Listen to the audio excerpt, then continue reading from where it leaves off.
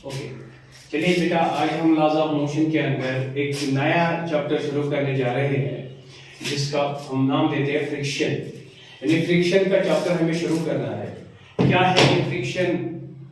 हकीकत में हम देखेंगे आज ये फ्रिक्शन भी एक फोर्स ही है और हमें मालूम है third law, first law, second law को पहचान करने के बाद हम ये चीज बिल्कुल अपने साथ ले रहे हैं कि जब बॉडी पे लगता है अप्लाइड फोर्स तो हो जाती है एक्सेलरेट, और जब बॉडी हो जाती है एक्सेलरेट तो हमें मालूम है उसकी एक्सेलरेशन होती है बराबर force net upon mass total. ये चीज हमने सेकंड लॉ से हासिल की है और थर्ड लॉ से हमने हासिल की है फोर्स की पहचान में। जब भी नेचर में फोर्स होता है सिंगली कभी भी इंट्रोड्यूस नहीं होता है। यानी एक फ्रिक्शन एक फोर्स का हम नाम देते हैं, इसका क्या काज होगा, ये कैसे बनता होगा, इसके बारे में हम डिटेल से बात करने जा रहे हैं। लेकिन अगर बात तो ये है कि फ्रिक्शन एक फोर्स है, क्या ये सिंगली इंट्रोड्यूस होता होगा? तो हमारा आंसर थर्ड लॉ से नहीं होता होगा। इसके फ्रिक्शन भी हमेशा जोड़े से ही हमें मिलेगा, यानी पेयर से ही मिलेगा, क्योंकि हमें मालूम है थर्ड लॉ से हमने पहचान की है जब दो अलग अलग बॉडीज इंटरैक्ट करती है, इंटरैक्शन में वो एक दूसरे पर equal and opposite force develop करती है। तो सेम एनालिसिस में अगर फ्रिक्शन एक फोर्स डेवलप होती है, कहां मिलेगी हमें मिलेगी दो बॉडी की सरफेस ऑफ कांटेक्ट के बीच में। जब वो दो बॉडीज आपस में रिलेटिव मोशन में होंगे, इंटेंशन में या टेंडेंसी के रिलेटिव मोशन डेवलपमेंट में आएंगे, तब हम देखेंगे फ्रिक्शन आएगा। तो क्या ये फ्रिक्शन एक ही आएगा फोर्स से? नहीं, ये भी हमें जोड़े से नजर आएगा, क्योंकि थर्ड लॉ को हमेशा क्या करेगा? वैली करेगा। तो देखिए बेटा, हमने कुछ बातें लिख के रखी है बोर्ड पे। फ्रिक्शन क्या है? तो सिंपल बातों में देखते हैं बेटा। हमने यहाँ फिगर में एक बॉडी ऊपर वाली रखी है, दूसरी बॉडी डाउन वाली रखी है, और इस बॉडी को इस पे रिलेटिव मोशन बनाते हैं। यानी ये दो बॉडीज के बीच में रिलेटिव मोशन बनाने की कोशिश करेंगे। रिलेटिव मोशन या tendency to relative motion. Relative motion means one body को ओवर द अदर बॉडी चलाने की कोशिश करेंगे। टेंडेंसी मतलब इस पे फोर्स अप्लाई करेंगे और हम देखेंगे ये भी रेस्ट में ही है दूसरी सरफेस पर, लेकिन इसके ऊपर अप्लाइड फोर्स कंटिन्यू रहता है। हो सकता है अप्लाइड फोर्स के बढ़ने से ये मोशन में बाद में आएगी, लेकिन कहने का मतलब एक बॉडी पे लगाते हैं हम अप्लाइड फोर्स। अभी तक हमने सेकंड लॉ पढ़ी है। क्या पढ़ी है बेटा? अगर ये एक बॉडी है, इस बॉडी पे हमने फोर्स अप्लाई किया, due to this net force ये बॉडी एक्सेलरेट करेगी इन द सेम डायरेक्शन। तो फिर सेकंड लॉ क्या कहते हैं? ये फोर्स नेट होता है मास क्रॉस एक्सेलरेशन, और इसी से ये एक्सेलरेशन होती है बराबर फोर्स अपॉन मास। Force upon. लेकिन आज हम देखेंगे बेटा, प्रैक्टिकली हम ऑब्जर्व करेंगे, प्रैक्टिकली हम जस्टिफाई करेंगे। ये सरफेस टेबल पर ये एक बॉडी है, मैंने इसको स्लाइड फोर्स शुरू किया थ्रू पेन, मैं देख रहा हूं फोर्स लगती है लेकिन ये मूव नहीं करती है। मैं लगाता हूं फोर्स, में फोर्स को बढ़ा रहा हूं, आप भी प्रैक्टिकल कर सकते हो बेटा। लेकिन मेरे अप्लाइड फोर्स बढ़ने से ही मैं देखता हूं ये नहीं मूव कर रही है, लेकिन ये बढ़ाता फोर्स हुआ, अपना अप्लाइड फोर्स बढ़ाना शुरू किया हुआ, मैं बढ़ाने की कोशिश कर रहा हूं। बढ़ाते बढ़ाते मैं देखता हूं थोड़ा देर के बाद ये बढ़ते बढ़ते गए अप्लाइड फोर्स और इसमें मोशन आने लगी। सर यानी जो सेकंड लॉ है फोर्स जो अप्लाई होता है बॉडी को एक्सीलरेट करता है, ये 100% हर जगह ट्रू नहीं है। यानी अप्लाइड फोर्स जब लगाते हैं एक्सेलरेशन तो होती है, इसमें कोई शक नहीं, शक की कोई गुंजाइश नहीं। लेकिन जब हम एक्सेलरेशन ढूंढते हैं तो अप्लाइड फोर्स जो होता है, सपोज पहले मैंने 2 न्यूटन एक्ट किया इस पे या इस पे, ये मूव नहीं किया, तो मेरा 2 न्यूटन फोर्स कहीं से कैंसिल हुआ, किसी ने इसको एब्जॉर्ब किया, खत्म किया। मैंने तीसरा न्यूटन एक्ट किया, अभी भी नहीं चल रहा। मैं धीरे धीरे फोर्स बढ़ाते गया, मैं 10 न्यूटन पे आ गया, तो मैंने देखा वो बॉडी चलने लगी। लेकिन 10 न्यूटन तक, 9.9 न्यूटन तक मेरी बॉडी जो है अप्लाइड फोर्स 9.9 न्यूटन तक कोई एक्सेलरेशन नहीं था। और जब मैं 10 न्यूटन फोर्स लगाता हूं तो मुझे एक्सेलरेशन मिलती है। क्या वो एक्सेलरेशन पूरे 10 न्यूटन अप्लाइड फोर्स से हो रही है? नहीं, इसमें से कुछ हिस्सा फोर्स कैंसिल होता है, भाई वो कैंसिल कैसे होता है, हमारा यही क्वेश्चन है। तो हमारा क्वेश्चन का आंसर आज हम पढ़ेंगे due to friction. Due to यानी ये फ्रिक्शनल फोर्स है बेटा जो वजूद में आता है, जो अप्लाइड फोर्स को बहुत हद तक अब कैंसिल करता है। क्या सर ये वही बात मत है फर्स्ट लॉ की कि एक बॉडी के पास इनर्शिया है, ड्यू टू इनर्शिया ये बॉडी अपने स्टेट को नहीं बदलना चाहती। क्या सर यही वही फोर्स है यहाँ पे बॉडी का इनर्शिया काम कर रहा है? तो आंसर है नहीं बेटा, बॉडी का इनर्शिया ये काम नहीं बेटा, ये बॉडी का इनर्शिया काम नहीं करता है। अलबत्ता दो बॉडी जो आपस में इंटरेक्शन ऑफ मोशन में होती है, रिलेटिव मोशन में आती है, उनके बीच में सरफेस ऑफ कांटेक्ट के पॉइंट्स की वजह से होता है। यानी दो बॉडी, रेड कलर की एक बॉडी, ब्लैक कलर की दूसरी बॉडी। रेड कलर की बॉडी आप देखिए प्रोजेक्शन बना रही है, एजेस बना रही है अंदर की तरफ। ब्लैक बॉडी में हम देखते हैं इसके अंदर डिप्रेशंस बन रहे हैं, इसके ऊपर वाले के ये एजेस जो है, प्रोजेक्शन जो है, ये डिप्रेशन में फंस गए। यही वेल्डिंग पॉइंट्स होते हैं दो सरफेस के बीच में, और इन्हीं को तोड़ना पड़ता है अप्लाइड फोर्स को पहले। जब इनको तोड़ कर रखता है तब ये बॉडी शुरू होती है मोशन। क्या ये कंप्लीट टूट जाते? नहीं, मोशन में भी बॉडी टू बॉडी के बीच में ये वेजेस और ये एजेस के बीच में ये फोर्सेस रहते हैं। इसको हम कहते हैं मॉडर्न व्यू से intermolecular atomic and molecular forces. यानी अगर हम कहेंगे प्रोजेक्शन और डिप्रेशन के बीच में कनेक्शन होता है, फोर्स होता है, एक सही बात है। लेकिन ये फोर्स किस वजह से होता है? मॉलिक्यूल टू मॉलिक्यूल और एटम टू एटम होता है, और ये होता है molecule to molecule, molecule to molecule और atom to atom, molecule to molecule और atom to atom attraction develop होती है दो अलग अलग सरफेस के बीच में, जिनके बीच में बॉडी को हम मोशन बनाना चाहते हैं। यानी car is going on the road, so road और कार के टायर के बीच में ये पॉइंट्स हो जाते हैं और ये कार के मोशन को अपोज करते हैं। और इसीलिए बेटा जब हम अप्लाइड फोर्स लगाते हैं, धीरे धीरे बढ़ाने की कोशिश करते हैं, तो बाद में हम देखते हैं बॉडी चलने लगती है, पहले ही नहीं चलती है। तो क्या पहले वो फोर्स कहां गया? वो फोर्स इस फ्रिक्शन ने कैंसिल कर दिया।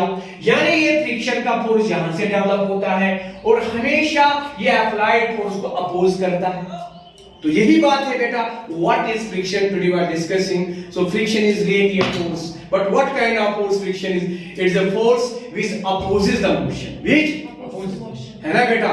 तो आप देखिए हमने यहां पॉइंट आउट किया है, क्या है ये फ्रिक्शन? हम कहते हैं it is defined as opposing force. बेटा ये डिफाइन है अपोजिंग फोर्स है, कहां पे? दैट इज सेटअप, ये जो सेटअप होता है between the surfaces of contact, जो सरफेस ऑफ कांटेक्ट में बीच में हम फोर्स लगाते हैं, अप्लाइड फोर्स बनाते हैं ताकि बॉडी मूव करे, उनके बीच में ये डेवलप होता है अपोजिंग फोर्स, सेटअप होता है सरफेस ऑफ कांटेक्ट के बीच में। व्हेन एक बॉडी रोल या स्लाइड करती है on the surface of another body, यानी कि एक बॉडी दूसरी बॉडी के सरफेस पे रोल या स्लाइड करने की कोशिश करती है, वो कौन करेगा रोल और स्लाइड? वो अप्लाइड फोर्स करेगा।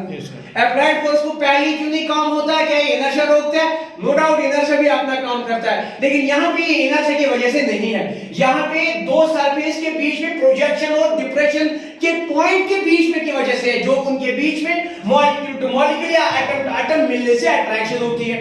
उन अट्रैक्शन के बॉन्ड्स को हमें तोड़ना पड़ता है और उनको तोड़ने के लिए अप्लाइड फोर्स ही काम करता है। इसीलिए बेटा उस अप्लाइड फोर्स को कैंसिल करता है ये इन प्रोजेक्शन पॉइंट्स और डिप्रेशन पॉइंट्स के अट्रैक्टिव फोर्सेस, इसलिए फ्रिक्शन को अपोज करता है, इसलिए फ्रिक्शन इसको। तो हम डेफिनेशन से क्या लिखे? बड़ी सिंपल बात है बेटा, डेफिनेशन से लिखे हैं हम, शॉर्ट में कर रहे हैं यहाँ पे आपको डिस्कस कि ये है अपोजिशन टू रिलेटिव मोशन और tendency to relative motion. Sir what it mean relative motion? यानी एक बॉडी अगर सरफेस ऑफ अदर बॉडी पे चल भी रही है, जा भी रही है, मूव भी कर रही है, तब भी ये फ्रिक्शन होता है। क्यों? बिकॉज़ दोनों बॉडी सरफेस के बीच में कांटेक्ट पॉइंट्स मिलते रहते हैं, तो उनकी वजह से होता है। ठीक है बेटा, any question, any problem?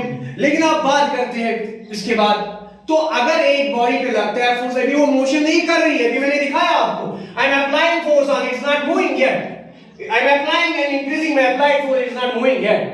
So this means there is also friction even though when one body is not in the motion of over the surface of another body, but it is in the tendency to move now.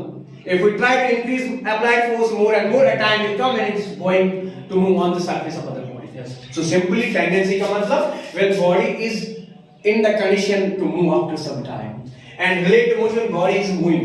So whether motion में देखिए, whether tendency या motion में देखिए, friction हमेशा वजूद में आता है. It always opposes the motion. Any question?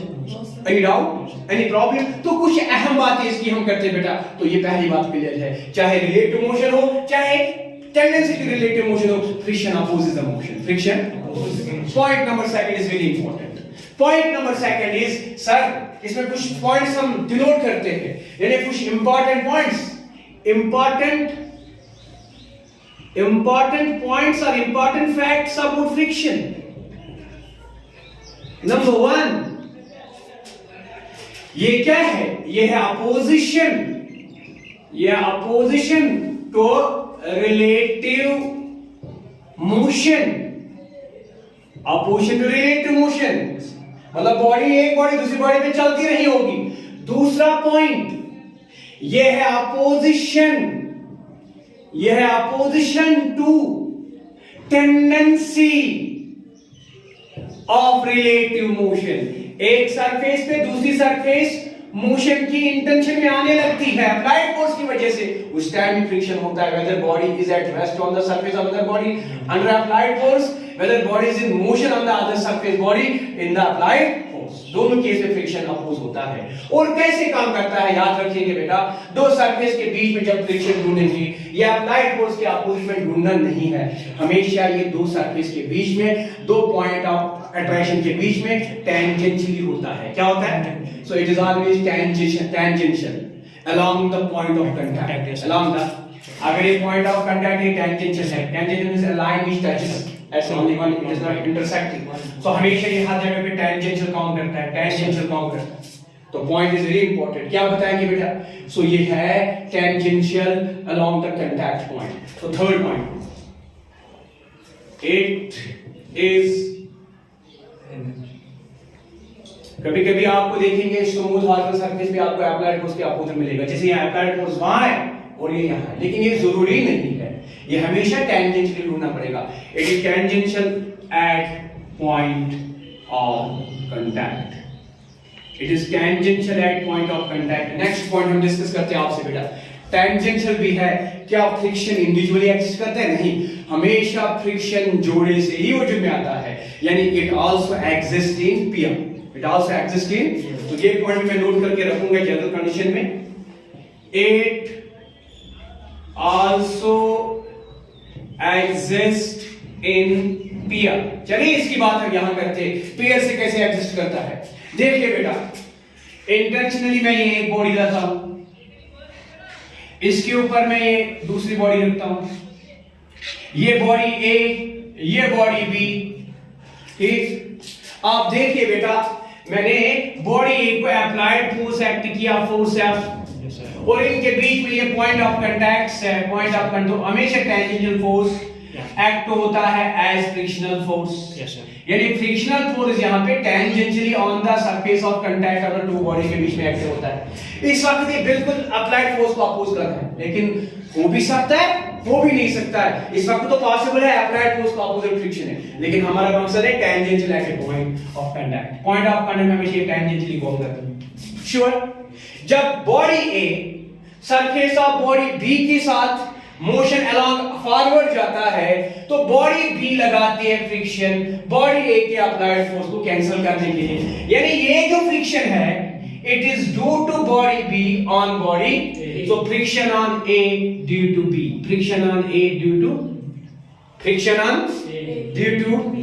लेकिन सेम एनालिसिस में अगर आप बॉडी A होंगे, आपको लगेगा अगर ये मूव फॉरवर्ड कर रही है, ये तो अपनी जगह है, लेकिन अगर आप अपने फ्रेम में बैठे हो, आपको लगेगा यही पीछे जा रही है.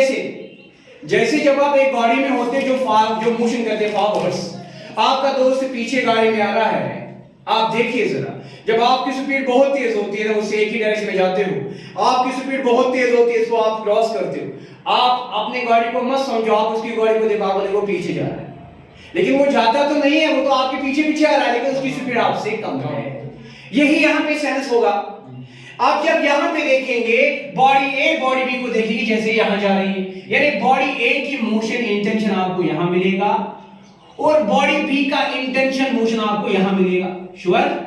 और मोशन के हमेशा अपोजिट में फ्रिक्शन काम करती है। मोशन के हमेशा अपोजिट में फ्रिक्शन काम करते हैं। अप्लाइड फोर्स फिर हो वहां से या ना हो, लेकिन मोशन के अपोजिट में फ्रिक्शन काम करती है टैंजेंशियली। तो मतलब अगर हम बताएंगे यहां पे भी फ्रिक्शन काम करेगा, बिल्कुल। कौन सा friction? Friction on body B to body A. यहां पे कौन काम कर रहा है? Friction on A to because body A यहां पे मोशन कर रही है, लेकिन बॉडी ए को लेकर बॉडी के पीछे मोशन कर रही है, तो उसको फ्रिक्शन अपोज यहां करेगा। तो friction on body B due to body A, so it clears you friction always exist in here. जिन दो सरफेस के बीच में आप फ्रिक्शन ढूंढ रहे हैं बॉडी को, अगर आप सेंस करोगे दूसरी बॉडी का फ्रिक्शन अपोजिट होगा। श्योर? Any confusion? तो यहां पे याद रखिएगा फोर्स एफ ए बी बिल्कुल मिलेगा फोर्स एफ बी ए को, लेकिन in the opposite really just so like I have given you clear this point, it also exists in peer। यानी थर्ड लॉ को ये वेरीफाइड बनाता है, उसको फेलियर नहीं करता है। सेकंड लॉ को वेरीफाइड बनाता है। क्या acceleration equal to force upon mass सही है? बिल्कुल सही है, लेकिन फ्रिक्शन के कॉज में हम देखेंगे अप्लाइड फोर्स को फ्रिक्शनल फोर्स कम करता है, अपोज करता है, कैंसलेशन डेवलप करता है।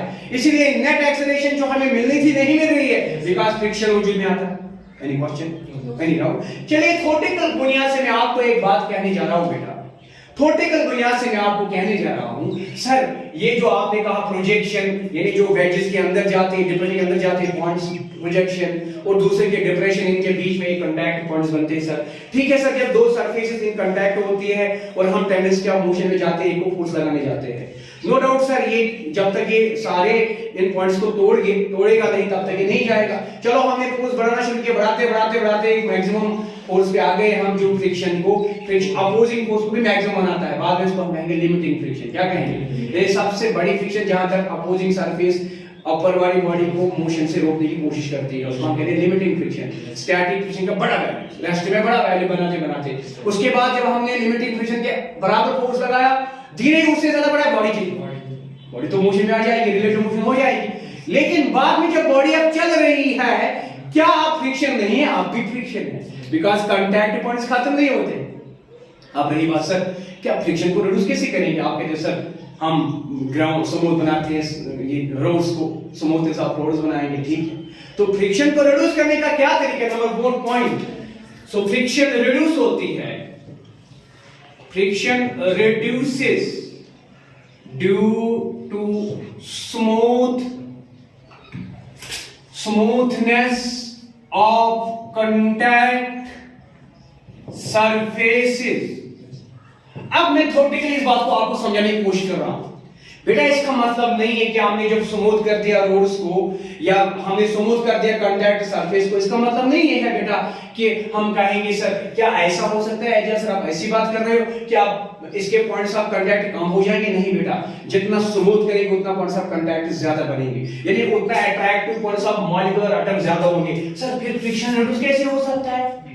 आप ही कह रहे हो स्मूथनेस में points of ways, points of wealth ज्यादा बन रहे हैं, तो फिर फ्रिक्शन रिड्यूस कैसे होगा?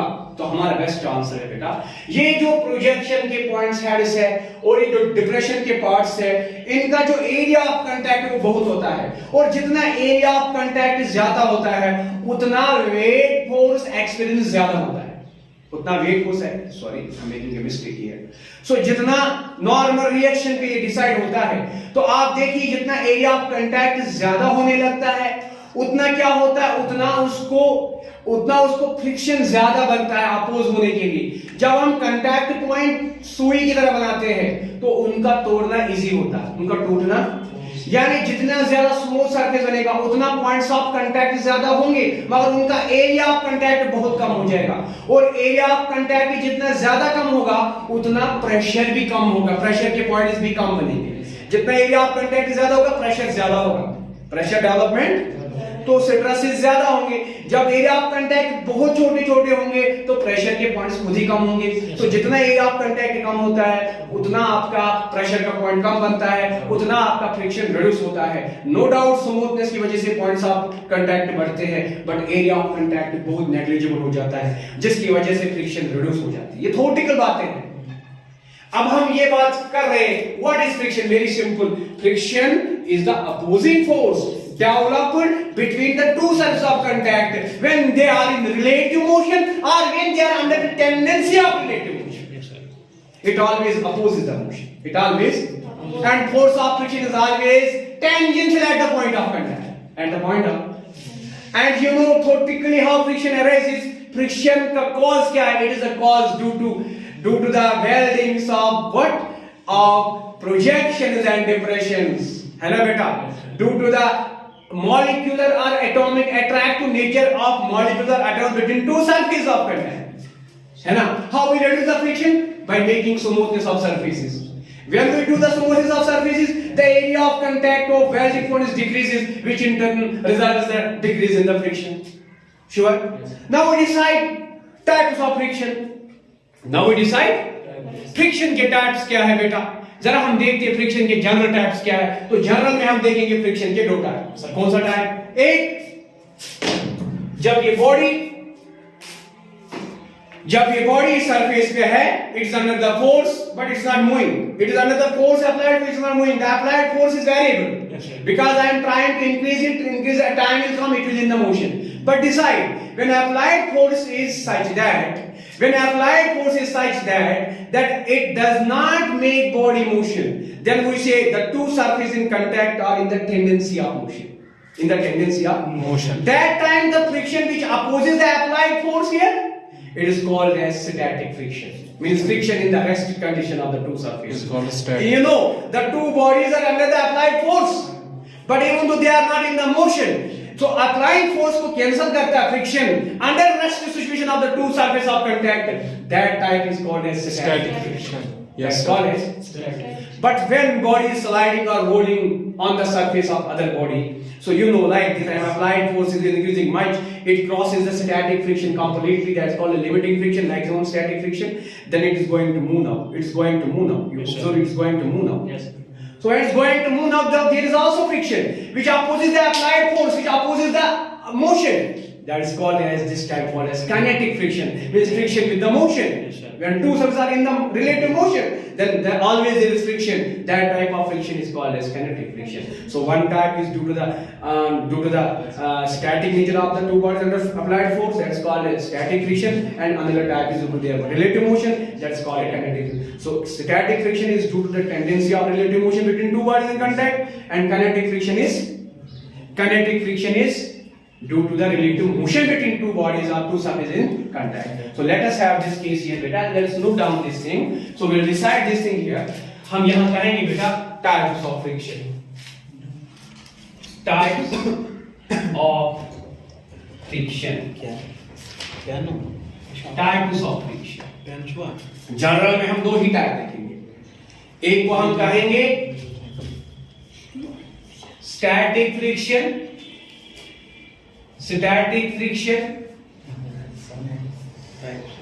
एक को हम कहेंगे kinetic friction, static friction and kinetic friction. So let us make it very fast to board work. I will rub the board. Please pause the video for 1 minute. Okay जी, चलिए वापस अपने topic पे आते हैं। हमारा जो पॉइंट है issue हमारे डिस्कशन का वो है types of friction. Generally types of friction में हम बात करते हैं जिगर मेरे स्टैटिक फ्रिक्शन पर। क्या है स्टैटिक फ्रिक्शन, जरा इस पे बात करते हैं।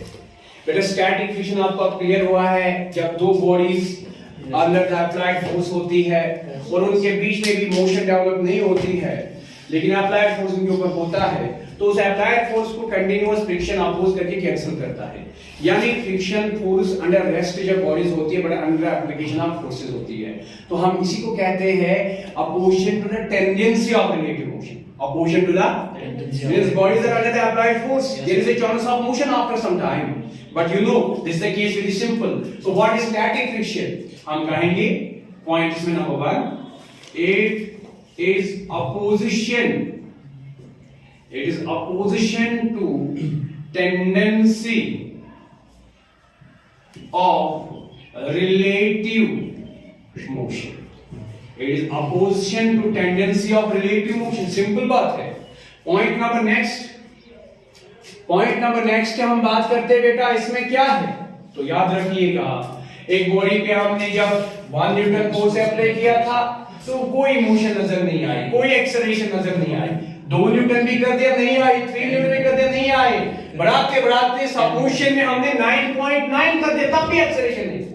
फिर 10 न्यूटन। तो दैट इंडिकेट्स बॉडी पे अप्लाइड फोर्स लगाएंगे तो फ्रिक्शन इक्वली इसको अपोज करता है। इसका मतलब है जब दो बॉडीज अंदर अप्लाइड फोर्स होती है in the tendency of relative motion, so जो फ्रिक्शन है उसका वैल्यू फिक्स्ड, वो वैल्यू एडजस्ट होता है, सेल्फ एडजस्ट अप्लाइड फोर्स के साथ। पहले 1 न्यूटन, ये भी 1 न्यूटन कैंसिल, क्योंकि ये 2 नहीं बनेगा, तब ये पीछे जाएगी बॉडी कहीं नहीं जा रही है।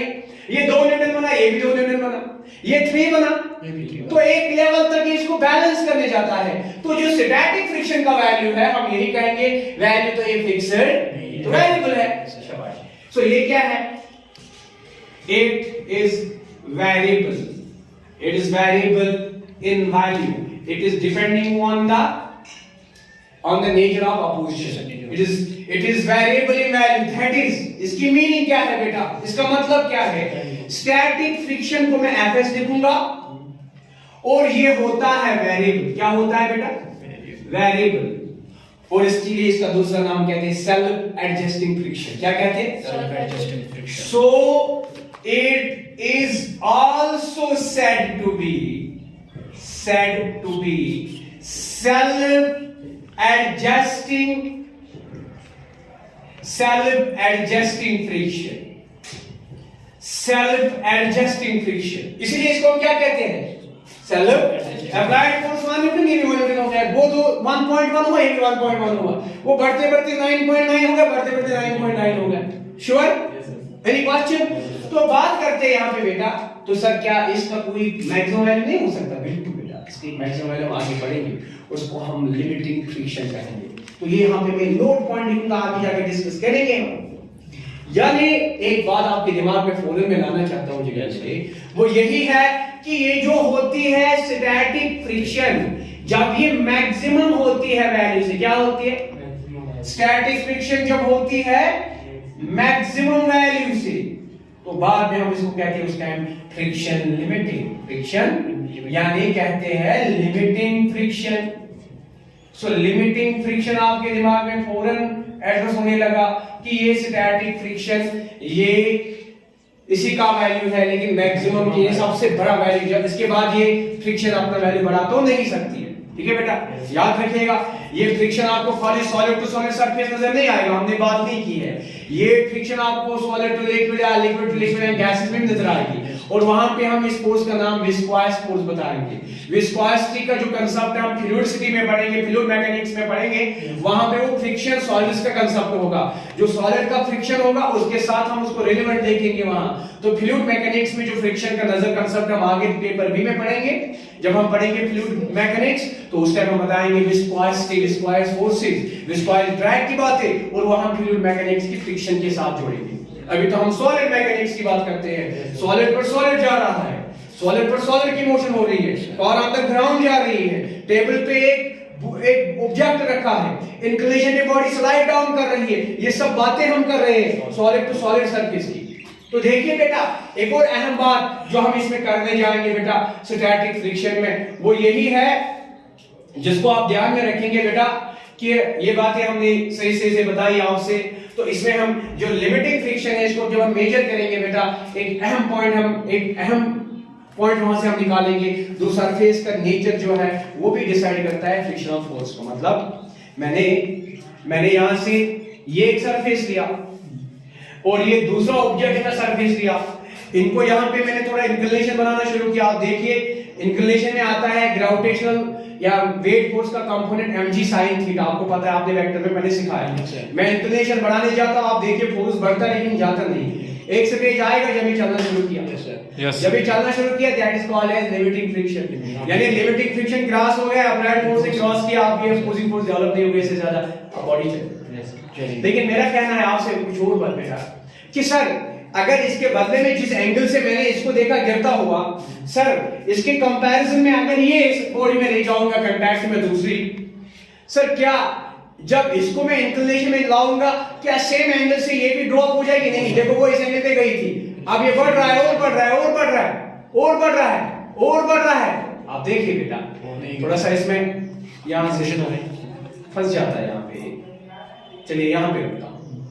आप देखिए बैलेंस बढ़ता है और बढ़ता है और बढ़ता है और बढ़ता है और बढ़ता है। आप गिर रहे हैं। आप गिरे हैं, यस सर। तो that does not mean that दो सरफेस अलग अलग होंगे फ्रिक्शन रेंज नहीं, ये डिपेंड करेगा दो सरफेस कौन है, कौन से दो बॉडी के सरफेस जिनके बीच में कांटेक्ट है, वही फ्रिक्शन का वैल्यू डिसाइड करेगा। Yes, तो sir. याद रखिए ये वैल्यू सरफेस ऑफ कांटेक्ट के बीच में दो सरफेस का नेचर बताता है। इसको हम एक्सपेरिमेंटली वेरीफाई करते हैं, इसको हम कहते हैं कोफिशिएंट ऑफ फ्रिक्शन। क्या कहते हैं? Coefficient of friction. Coefficient of. Friction. तो याद रखिए लिमिटिंग केस में, नोट में ये दूसरा पॉइंट मैं कहूंगा आपसे, आगे जाके हम बताएंगे सरफेस ऑफ कांटेक्ट के बीच में लिमिटिंग फ्रिक्शन जो है उसका वैल्यू डिसाइड करता है। यानी याद रखिए लिमिटिंग फ्रिक्शन जो होता है, लिमिटिंग फ्रिक्शन जो होता है बेटा, ये डिसाइड करता है, ये डिसाइड करता है दो बॉडी, एक बॉडी जो दूसरी बॉडी पर है उस पे कैसे लगता है नॉर्मल रिएक्शन। ये यहां पे ये बॉडी पे यहां वेट फोर्स है mg और ये लगा इसको नॉर्मल रिएक्शन है। ये नॉर्मल रिएक्शन किससे डिसाइड होता है? वेट फोर्स, बॉडी के वेट फोर्स से। सो एरिया ऑफ कांटेक्ट में डिसाइड ये वेट फोर्स से डिसाइड होता है। सो फ्रिक्शन जो होता है वैल्यू से वो भी वेट फोर्स से डिसाइड, जितना ज्यादा वेट फोर्स होगा उसी एतबार से फ्रिक्शन होगा। अब रही बात दो सरफेस ऑफ कांटेक्ट, देखिए बेटा मैं आपको समझाता हूं। मैं यहां पे लेता हूं एक ईंट, Yes sir. fabric I can take. Brick is having several pieces of several areas. Yes sir. A same brick if I take on the same surface in contact. अगर बेटा बात lol surface area of contact करना होगा, इनको पूछना है friction क्या है, लिमिटिंग ख्याल से लिमिटिंग फ्रिक्शन क्या है। Yes sir. अगर वो यह ब्रिक करना turn out on the smaller area तब क्या है surface change. So area of contact for two surfaces, similar surface does not depend on the area of contact. It only depends on the weight. And just for brick, if I take cement brick, the weight is varying, so that means friction varies. But area of contact does not depend, friction does not depend on area of contact between two given bodies in the contact. Yes. It only depends on their weight force. That is why I am taking as normal reaction, the weight force. Because normal reaction कैसे measure होता है यहाँ पे? It is always measured as a weight force. Sure. और अब रही बात दो सरफेस ऑफ कांटेक्ट का नेचर। अभी मैंने पहले प्लास्टिक बोतल ली थी, सॉरी ये बोतल का ये जो कवरिंग लिया था, फ्रिक्शन देखा, एंगल देखा, फिर इसमें लकड़ी के ऊपर लकड़ी रखा, उसका एंगल और बढ़ने लगा, मतलब फ्रिक्शन और से डिफरेंट है। तो area of surface of contact दो अलग अलग बॉडीज का भी डिपेंड करेगा। मतलब अगर प्लास्टिक टू वुड है, प्लास्टिक टू गिलास है, इसमें अलग अलग हो जाएगा। प्लास्टिक टू वुड में अगर सरफेस ऑफ कांटेक्ट बदलेंगे लेकिन वो वेरी नहीं होगा। ठीक है बेटा, इसलिए हम कहते हैं यहां से निकलेगा कांस्टेंट, वो तो सरफेस ऑफ कांटेक्ट को डिसाइड करेगा। दो बॉडीज कौन है, उनकी सरफेस ऑफ कांटेक्ट जिनके बीच में, वो दो मटेरियल कौन है उस पर डिपेंड करेगा। तो इसलिए मैं कहूंगा आगे जाके जो स्टैटिक फ्रिक्शन है ये बराबर होगा कांस्टेंट म्यू से मल्टीपल एन नॉर्मल रिएक्शन, और इसको आप कहोगे mu S. Mu why mu S numerically जरूरत पड़ेगा। म्यू एस इज इक्वल, ये क्या है? Coefficient of limiting friction. Coefficient of, ये क्या होता है? Coefficient of limiting friction. क्या होता है बेटा? Coefficient of limiting friction. तो याद रखिए इसका वैल्यू जो है वो डिपेंड करता है सरफेस ऑफ कांटेक्ट कौन है और किसी चीज पर डिपेंड। तो कोएफिशिएंट ऑफ लिमिटिंग फ्रिक्शन किससे डिपेंड करता है? Depends on surface of contact, depends on surface of. और याद रखिए वैल्यू एक्सपेरिमेंटली हमें मिलता है। कैसे मिलता है? It is verified through experiment. ठीक है, खैर मुझे आपसे एक इंपॉर्टेंट बात कहनी थी। हम तो बात स्टैटिक फ्रिक्शन की कर रहे थे, ये सिंपल बात है, जब टेंडेंसी ऑफ रिलेटिव मोशन होती है तब ये होती है। इसमें हमने बात की है क्या ये वैल्यू फिक्स है, नहीं वेरिएबल है। काफी फ्रिक्शन हो जाता है, जब मैक्सिमम हो जाता है, उसका नाम क्या है? Limiting friction. लिमिटिंग फ्रिक्शन किसके बराबर होती है? Mu S into N, where mu s is coefficient of limiting friction, और ये किसके बराबर होता है? ये एक्सपेरिमेंटली वेरीफाई होता है और ये डिसाइड होता है दो मेटेरियल के सरफेस ऑफ कांटेक्ट के नेचर पर। श्योर। और ये n क्या है? Normal reaction. इसलिए हम कहते हैं, मैंने भी कहा था आपको, अगर हम कहेंगे स्मूथनेस बढ़ाएंगे उसका मतलब पॉइंट्स ऑफ कांटेक्ट बढ़ेंगे, लेकिन उसकी जो प्रेशर पॉइंट्स है वो कम होंगे, यानी एरिया ऑफ कांटेक्ट कम होगा। उससे क्या होगा? याद रखिएगा, वो तो डिसाइड करता है वेट फोर्स को। किसको? Weight force. यानी वेट फोर्स डिसाइड होता है एरिया ऑफ कांटेक्ट ज्यादा होने पर ज्यादा। जब एरिया ऑफ कांटेक्ट कम होगा तो वेट फोर्स ज्यादा नहीं होगा, नहीं प्रेशर कम होगा, कम होंगे। वही मैं कह रहा था। ठीक है। Any question? No, sir. Politically. चलिए बेटा आज की क्लास यही हम आप करते हैं, न्यूमेरिकल्स के साथ कल हम नेक्स्ट क्लास शुरू करते हैं। Thank you so much.